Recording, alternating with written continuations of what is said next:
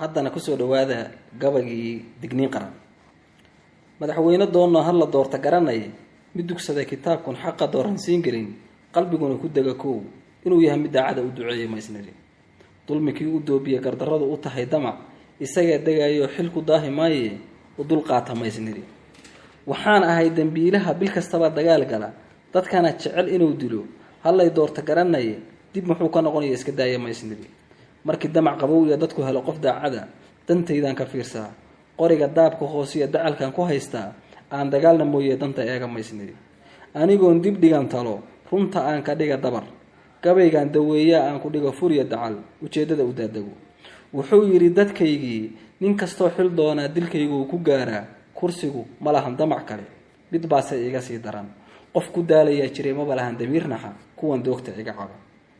wuxuu yidhi dadkaygii dablay nuuc kastoy tahay ii daraatay anige cadligu wuu dambeeyaa rabbina wowna doodsiin iska doobi weligaa inta moodku kaa dilo afartaas daboolaye aan daaha kala rogo madaxweyne doorkan adaan kula dardaarmo danyartiiyo dadkeennii darbiyadii hor yaallaan dayac baan la nahay halis dadkii ka horreeyana kama helin daryeel wacan waxaan nahaa dulmanayaal dhiigka da-aya qaarkood oon daawo helin weli madax yahay dadkiinnii kuwaa dooma lagu raray ku daadsheen badweynto aan weli dib loo arag kuwaa carabta doqon tahay ka furteen dukaamoy direen